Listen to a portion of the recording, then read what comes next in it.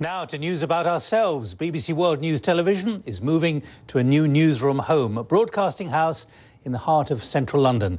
Studio newsreaders are usually seen dressed really professionally. They wear like formal suits, formal skirts, formal outfits, and always are sat behind the desk, so the focus is usually on the top half of their body. Because they act so professional, this helps the viewers trust them and trust what they're saying. They are usually seen with their hands on top of the desk, and this shows kind of like positive power and energy in their posture, which shows that they're being really serious with their job. It also shows that what they're saying is really accurate and guaranteed to be factual. They always look right at the camera, and they always read a script which is displayed on the TV screen, so it looks like they know what they're talking about, which they probably do.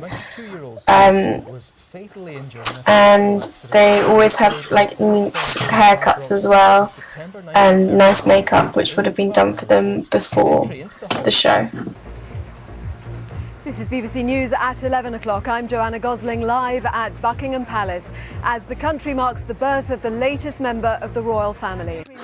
The codes and conventions that field reporters have to follow is that they also do dress quite professionally and formal, but because they usually work outside and are filmed outside, then the weather or location have to kind of work be with what they're wearing. So if it's a really hot day, they're not going to be in a big woolly puffer jacket, or if it's a cold day, a warm day, a cold day, they're not going to be in shorts and a crop top. So you kind of expect them to be presenting live on air because the focus isn't on them but what is going on around them. So say if there was a big car crash on the M3 and you'd want to film the action, so they'd be doing it live or presenting it live. You would often see them look at the subject of their report by looking at them or interviewing them, and this is to grab the audience's attention. Possibly today. Absolutely. But is it likely that we'd get a clear look at the baby if and when that happens? I would doubt it. From the previous occasion, the interviews are usually shot using close-up, medium close-ups and establishing shots. You can always see the person being interviewed in the location that is to do with what they're talking about on the news report. So they'd usually be in with the scenery behind them, or whatever's happening behind them. You usually see cuts in between the interviews. This is called a visual aid, so a voiceover of the person being interviewed will be played on top. And the experts behind BBC News are the researchers, so they get all the information from a news report and they make sure that it's all accurate and all true. And the witnesses in the interviews are people that are involved in the story and have all of the real facts, that they were there, they know exactly what's happened. And this is also called actuality footage, as the audience are able to know what really happened through witness reports.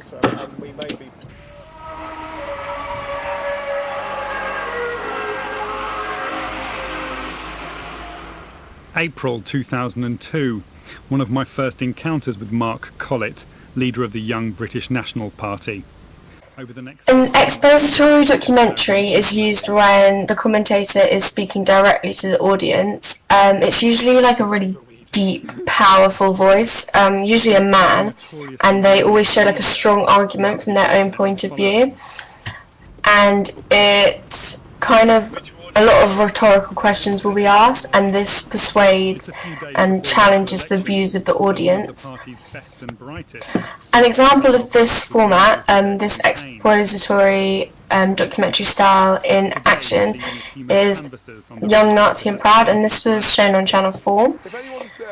It uses a really deep, rich male voice as the commentator, and lots of power in the voice, and is received in an authoritative manner. And the purpose for this particular voice is to be able to manipulate the audience on their own views. So they use rhetorical questions and biased views to help influence the viewers' views. The aim of this documentary is to make the audience aware of a situation that's currently happening in society, as quite a lot of people would be too afraid or scared to discuss the subject openly, and they only show interviews that support the subject of the documentary. So in this case it's the Nazi Party. With a difference of over 20 stone, these two are at opposite ends of the scale. Observational documentary formats are really only used when the aim of the documentary is to basically observe lived life. So there's really not a lot of interaction and involvement with the subjects of the documentary, and there's not a lot of commentaries or any rehearsed dialogue or any music, as the main aim of this documentary is to show real life situations. It's kind of like being a fly on the wall. They take that as their format, and their main aim is to show real, actual footage. So, an example of this format in action is Channel 4's Super Size vs Super Skinny. The documentary's main focus is to observe the life of groups of obese or anorexic people that are based in Britain. The Channel 4 production crew have very little involvement in the day-to-day lives of these people.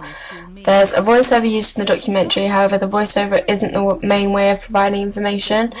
The documentary provides information to the viewers by showing the real life situations these obese or anorexic people go through without rehearsed dialogue.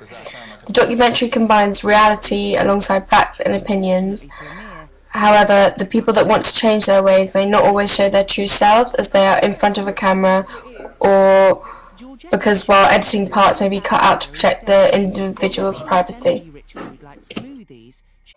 I'm on a fantastic journey to look for the origins of life. Using the latest technology... Reflexive documentaries are used when you are seeing through the eyes of whoever's making the film, so you're able to see a relationship between who's making the film and what subject is involved. The person who's making the film is always the main character in their own documentary, so it's them making their documentary. Examples of this are First Live, and it's with David Attenborough, so he's making it and he's being in it. It's a documentary that features himself. He's the main character in the documentary, and you're also able to see the relationship between him, who's the voiceover, and the main characters with the animals. But Dad, how could that big ship stay up in the water? Oh, he said. Interactive documentaries are when they focus on the engagement of the individuals without using typical interview styles. So past events are able to be discussed by witnesses and experts. The viewers are also able to be aware of who was involved in an event and their own views on the event instead of showing archive footage. So you're able to see the filmmaker or the interviewer featured within their own documentary.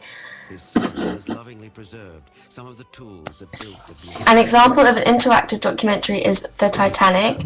You're able to see some of the codes and conventions of this documentary style featured in the documentary.